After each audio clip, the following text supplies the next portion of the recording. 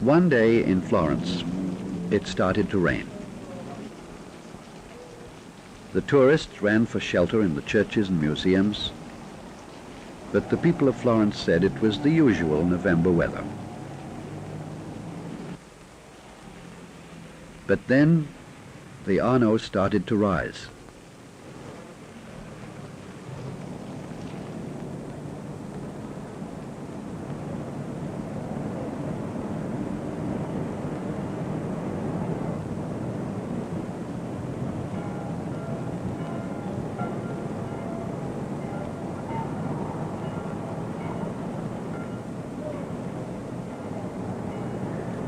Io fui avvertito il 4 novembre alla mattina. On the morning of November 4th at 7:30, per telefono dal I received a call from Professor Procacci telling me that the Arno was overflowing its banks.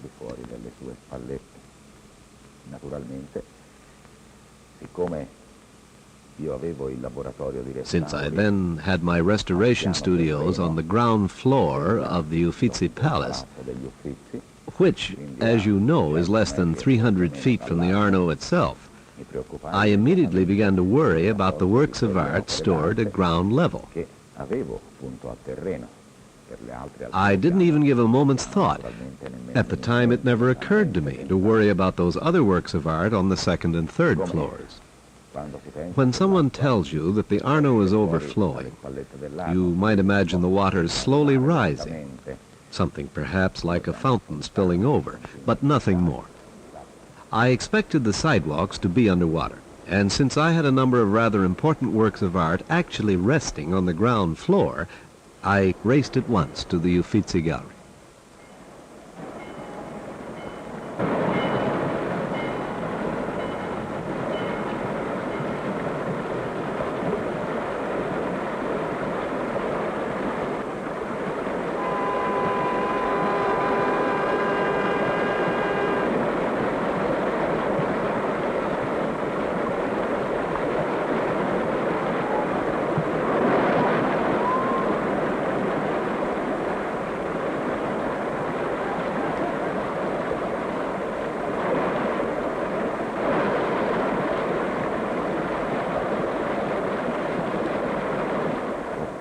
Battling against the constantly rising waters, which having inundated the ground floor, then began to attack the second and third floors as well, we managed to carry more than 500 paintings to safety. But 500 paintings are only a small part of the artistic heritage of Florence. What the flood of 1966 threatened to destroy was one of the great cities of the Renaissance, a singular treasure house of Western civilization. The very stones of Florence are history, and it is rightly called the Museum City. In its churches and galleries are major works of every important artist from Giotto to Michelangelo.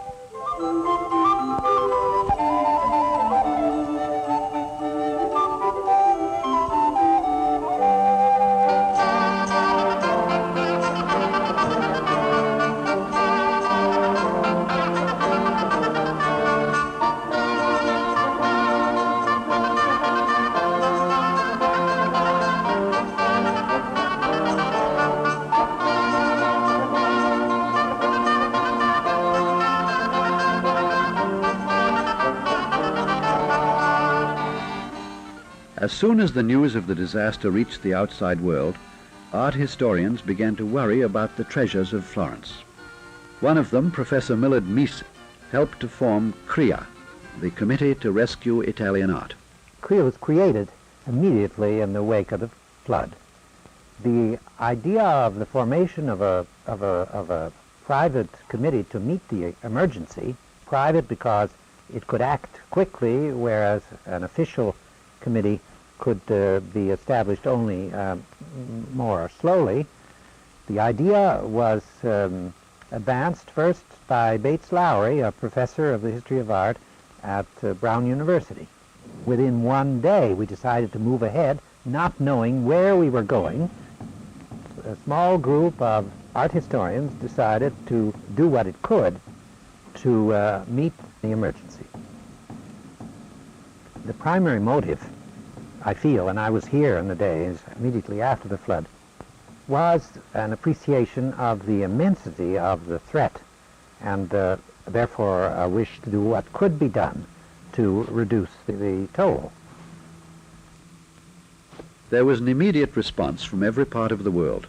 Everyone wanted to help.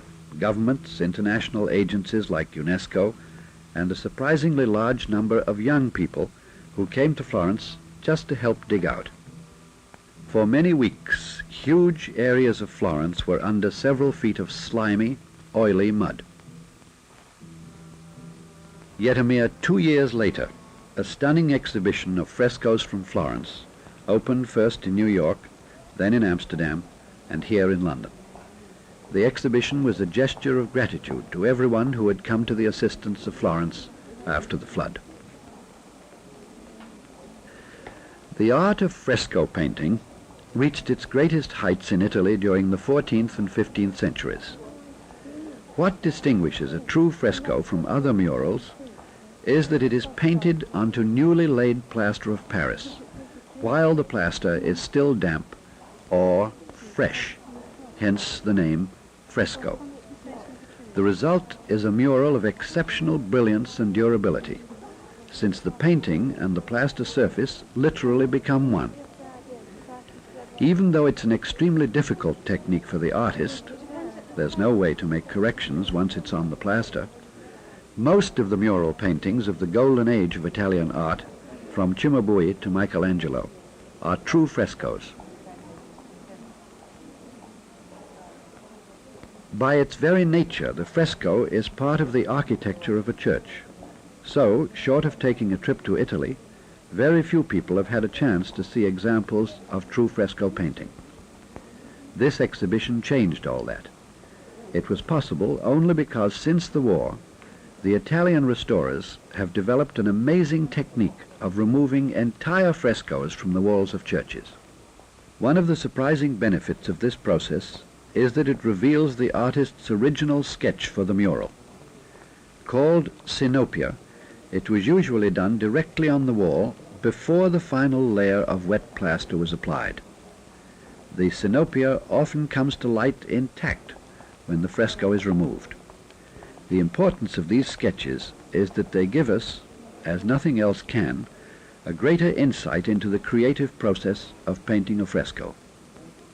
Details of Spinelli's Christ on the Cross, for example, reveal an interesting difference between the traditional form of the final fresco and the much freer style of the synopia.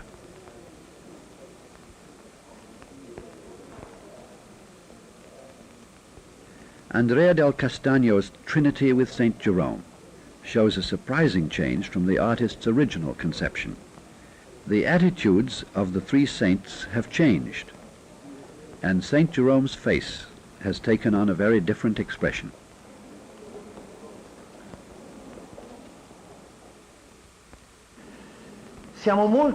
We're much further along now than we had any right to hope. However, this disaster was of such immense proportions that we still have a long way to go. We could never have come this far if we had been alone, without outside help. But this assistance was so generous. Even today we have more than 20 foreign restorers working here, and we have had as many as 50 at one time. That the work that has been done has exceeded our wildest hopes. However, when you consider the extent of the damage done to panels, frescoes, paintings, and especially to what we call the lesser arts, in which the public is much less interested, that is to say, damage done to furniture, textiles, and all of the fittings of the churches, because it was the churches that were hardest hit by the flood, then we would have to admit that it will take many, many more years before all of the damage caused by the flood in Florence will have been repaired. Today the tourists are back. Superficially at least, it's the same old Florence. From what you see as you walk around town, it's hard to believe that only 2 years have gone by since the flood.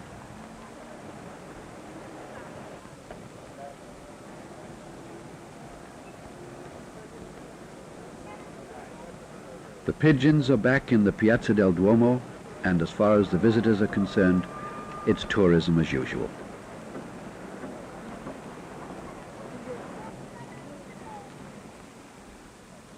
On the other side of the piazza, Ghiberti's famous gilt bronze panels, the Gates of Paradise, are back on the doors of the baptistry. One of the little heads is supposed to be Ghiberti himself. I don't know which one. No, it's just the one without hair.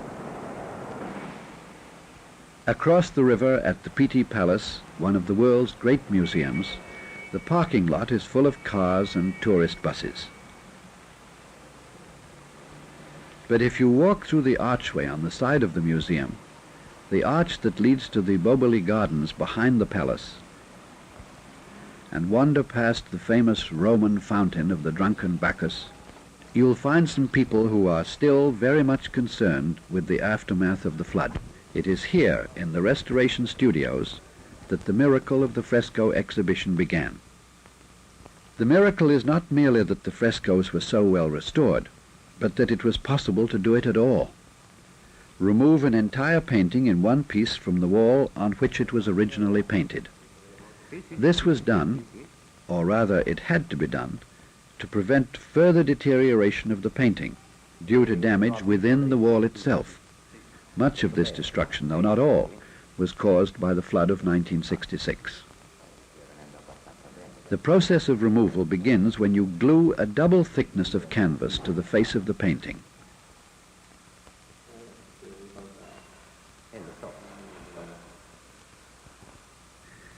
When the special adhesive is dry, it makes a better bond with the surface of the fresco than the wall on which it was painted. You can thus carefully separate the thin layer of painting from the wall.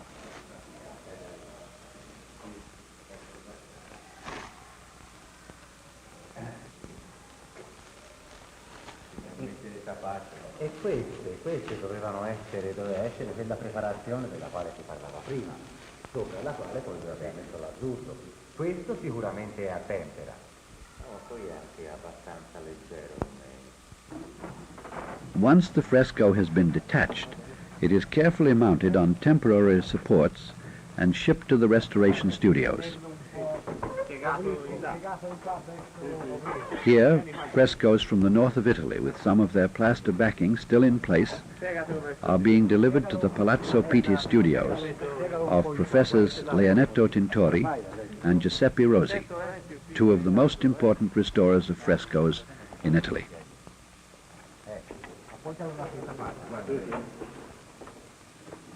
Inside the studio, the frescoes are laid face down on large wooden tables, and any plaster or masonry remaining on the back of the painting is carefully scraped off by the technician, until only the very thin layer of plaster that absorbed the original paint remains.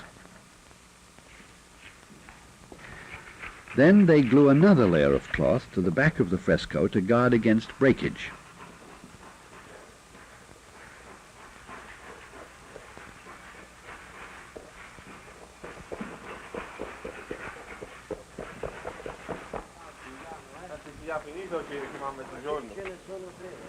When the plastic supports are shaped to fit the painting and delivered to the studios, the fresco is ready to be permanently mounted. These plastic supports are the real secret of modern fresco restoration. Because they are totally impervious to the elements, they make the painting completely independent of the wall, and so prevent any further damage from chemical reactions in the wall itself. They also make the frescoes portable, so that the city of Florence could, without fear, ship its valuable frescoes to exhibitions in New York, Amsterdam, and London. Now we get back to the layer of canvas that was originally glued to the face of the painting. This is removed with steam.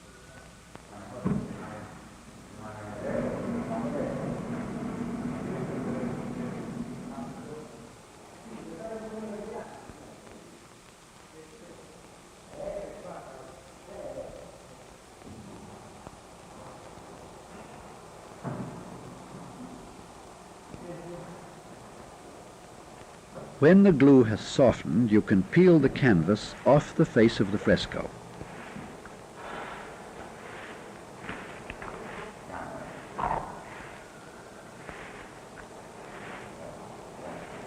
This is one of the most delicate tasks in the entire process of restoration, and it's usually supervised by one of the senior restorers, in this case Professor Giuseppe Rosi. Sì, oddio, non è che fosse, perché questa era la stagione cattiva. Only then can the face of the painting itself be worked on. This particular fresco by Paolo Uccello came from the church of Santa Maria Novella. Appropriately, the subject is Noah offering thanks to God after the safe landing of the ark.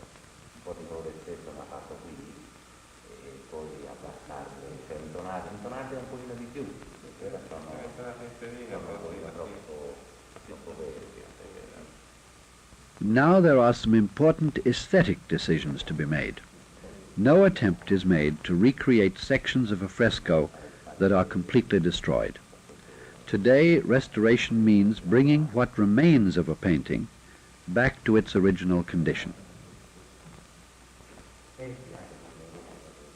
When all of these decisions have been taken and the work done, the fresco is ready to be returned to the church.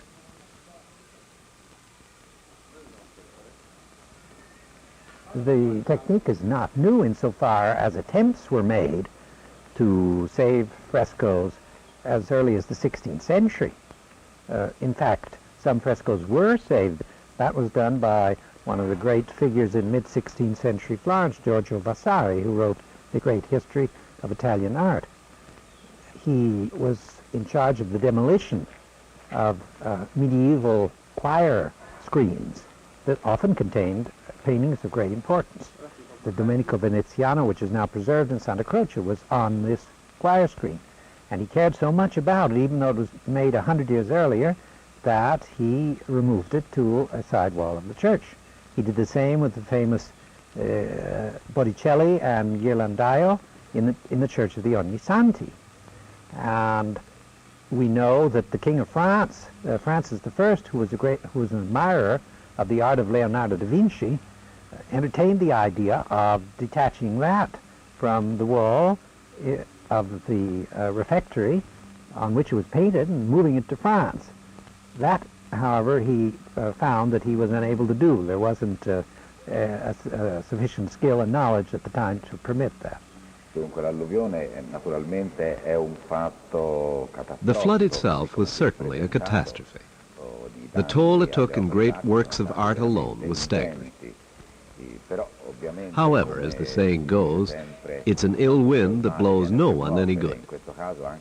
Perhaps the price we paid was high, but in these 2.5 years, we have been able to find methods of restoration that not only give us greater hope for the preservation of the works of art actually damaged in the flood, but that could be said to compensate us, if only partially, for the tremendous losses we have suffered during this time.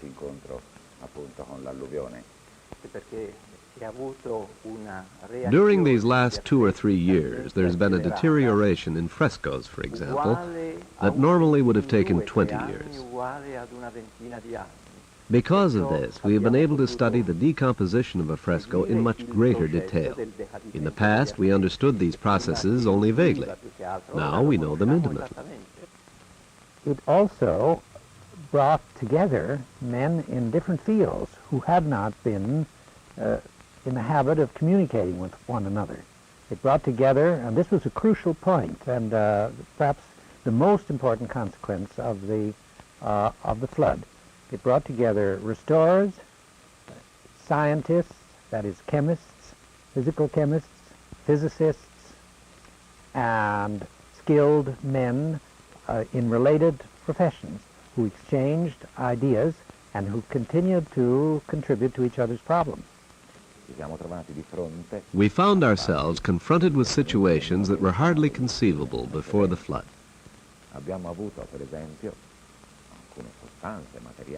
We found works of art damaged by substances of various kinds that no one ever believed capable of destroying a work of art. To cite one simple example, fuel oils. Who would ever have thought that fuel oil could damage a work of art? Who would have guessed that fuel oil could ever find its way to the surface of a painting? We were faced with brand new technical problems. Of course, as the saying goes, we had to make some virtue out of dire necessity. On the spur of the moment, we had to invent, based merely on our own past experience, new medicines for new diseases. We had to go on the assumption that it was far better for the moment to halt the spread of the disease rather than to attempt to cure it. It was a case of arresting the symptoms, if I can use that simile, just to keep the patient alive. Today, the largest restoration studio in Florence is in the Fortezza da Basso. Before the flood, the Fortezza da Basso had been used as an exhibition hall. When it became apparent that a central location for the vast job of restoration was needed, the Fortezza seemed a logical choice. At that time, the work of restoration was scattered around Florence in several temporary workshops. At the Fortezza, enough floor space was available, and the money was found to equip the studios through the efforts of international organizations. Since January 1967, UNESCO, for example, has defrayed part of the expenses of the equipment needed to restore damaged works of art. The whole building had to be air-conditioned, with separate sections individually controlled for temperature and humidity.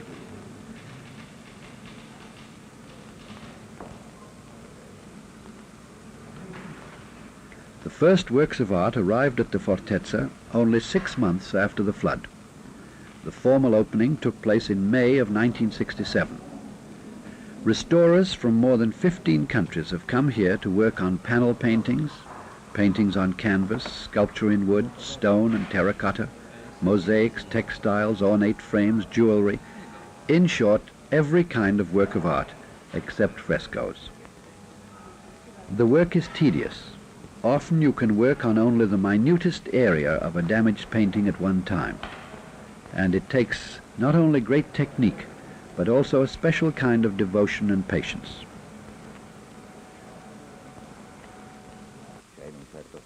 You know, in a certain sense, there have been double benefits which I find most interesting. Large numbers of people from all over the world have worked together, not only as technicians, but as human beings. I consider this one of the most positive aspects of our work. Even today, 2.5 years, almost 3 now after the flood, this human urge, this pleasure in working together has not diminished. We continue to get requests from specialists, from restorers in every part of the world to join us here in our work. Everyone wants to lend a helping hand, and we need it. And for this reason, it's necessary that a campaign of great dimensions be continued, that the momentum produced by the flood not be allowed to diminish, because if it is, we shall be deprived of some of the most beautiful works of art that have come down to us from the past. New problems have arisen because of the increasing industrialization in Italy and the fumes of automobiles in the centers of the large cities. It is possible to reduce greatly the pollution of the air. We know that. And I think that because of increasing industrialization, it will be absolutely necessary for human life, as well as for works of art, to take fundamental steps in this direction. But these problems don't bother the tourists. they go right on from church to museum to piazza, and the pigeons are getting fatter every year. Even the people of Florence seem to have forgotten the disaster of 1966. Lightning doesn't strike twice in the same place, the sun is shining, and business is good again. The only reminders around town are occasional buildings where the flood crest remains indelibly marked on the walls. People walk by without even looking up. It was all so long ago. There is some talk in the newspapers about controlling the Arno, but that's for the politicians in Rome to worry about. Of course, the Italian government is studying the problem and trying to decide what would be the best way to prevent a recurrence of a disaster of this kind. A series of hypotheses have been put forward.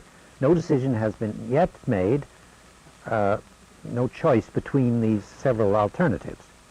But one can only hope that the matter will be studied intensively, because a recurrence of flood of menacing proportions is possible at any time.